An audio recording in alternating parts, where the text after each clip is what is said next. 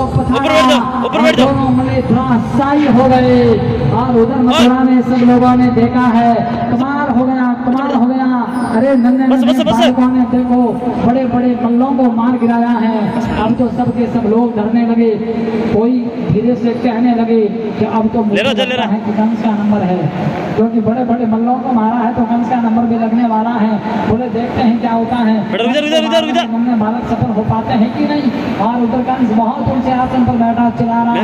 कंस कह रहा है, ए चाणू, ए मुष्टिक, तुम किधर चले गए? तुम जहाँ कहीं पर भी हो इधर मेरे पास आ जाओ, मुझे बहुत डर लगता है कि कहीं काल मेरे नजदीक ना आ जाए।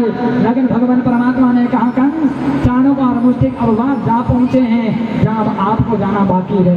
वो तो चले गए वहाँ जहाँ तुझे जाना है। और इधर कंस ने बड़े बड़े योद्धाओं को भेजा कि तुम जाओ, जाकर के ललकारो ग्वालों को। बड़े बड़े योद्धाओं को भगाया, बोले देख यार, भागो, ललकारो उनको। भागे तो सही योद्धा, लेकिन भगवान की तरफ नहीं, अपने अपने घर की तरफ। जिंदे रहेंगे तो कहीं और जाकर के नौकरी करेंगे भैया, मौत के मुंह में नहीं जाएंगे, क्योंकि उनके साथ ही नहीं। भाग गए सब के सब छोड़ को कंस, अगर आज्ञा हो तो मैं जाऊं मामा कंस से मिलाऊं, क्योंकि मामा कंस शायद हमें बुला रहा है। बोले जाओ कन्हैया। और भगवान कृष्ण ने छलांग लगाई, पहुंच गए बहुत ऊंचे आसन पर जहाँ कंस बैठा था। भगवान परमात्मा ने कंस के ऊपर जो मुकुट था, उस मुकुट को भगवान ने उठाया। और फिर भगवान परमात्मा ने कंस के केस पकड़े हैं, और जैसे केस पकड़े हैं, केस खिलाने लगा कंस कहने लगा, आपने केस क्यों पकड़े हैं? भगवान ने कहा, क्यों? केस पकड़ने से दर्द होता है क्या? बोले इतने मजबूत पकड़े हैं तो दर्द तो होगा ही। भगवान ने कहा, बहुत अच्छा हुआ, आपको पता तो चला कि केस पकड़ने से दर्द होता है।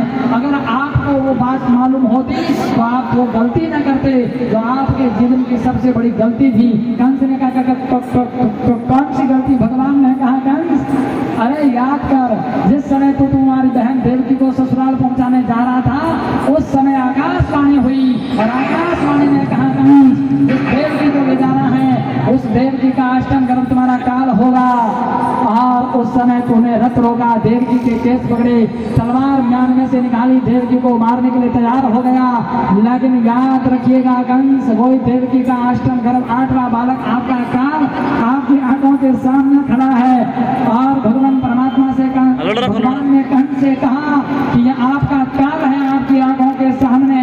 और जैसे ही कंस ने सुना कि काल आया है तो कंस और बड़बड़ाने लगा। कंस ने कहा, मैं काल को जिंदा नहीं छोड़ूंगा, मैं काल को जिंदा नहीं छोड़ूंगा। भगवान ने कहा, कंस अब तुतलाने से कुछ नहीं होगा, अब लड़खड़ाने से कुछ नहीं होगा, साफ साफ खोलो, आंखें खोलो, मेरे दर्शन कर लो।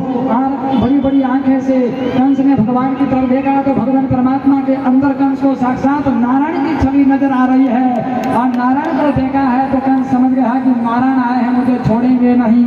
और कंस चिल्लाता रहा। आखिर में भगवान परमात्मा ने जो कंस के केस हाथ में पकड़ रखे थे झटका लगाया और कंस बहुत ऊंचे आसन से पड़ा और पड़ते ही कंस पंखे उड़ गए, कंस धराशायी हो गया।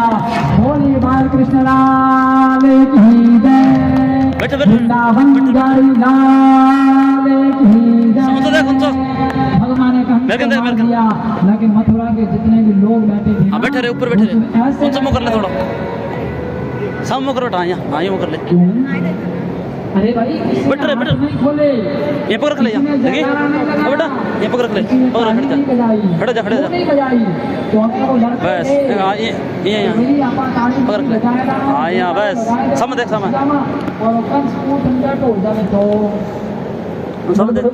समय देख, हाथ बांध करके खड़े हैं। एक आदमी हो कर मैं पतो लगाऊं कंस मरियो जीवित हो, वो धीरे धीरे गए कंस ने शरीर करने जहाँ पर हाथ लगाए, शरीर देख के तो ठंडो है, पर पर जान नाक में हाथ लगाओ, जरा थापड़ी में श्वास तो आई नहीं रही है, मतलब कंस समझ गया और उसने ऐलान कर दिया, घोषणा दी है, मथुरा का दुष्ट अत्याचारी कंस मारा गया। और जैसे घोषणा हुई तो साहब देखिएगा मथुरा के लोगों के हाथ खुल गए और सबने तालियां बजाई है, जैसे कार हुआ है। बोलिए वृंदावन बिहारी लाल की। जय। और सबके सब लोग दौड़ करके आए, भगवान को प्रणाम करने लगे, बोला आपने कृपा कर दी, मेहरबानी कर दी। और फिर तो साहब भगवान परमात्मा सभी मथुरावासियों से मिले और मथुरा का हाल चाल पूछा गया। फिर जेल में जाकर कंस के पिता उग्रसेन को जेल से मुक्त किया, मथुरा का राजा बनाया। देव की वसुदेव जो कंस की माता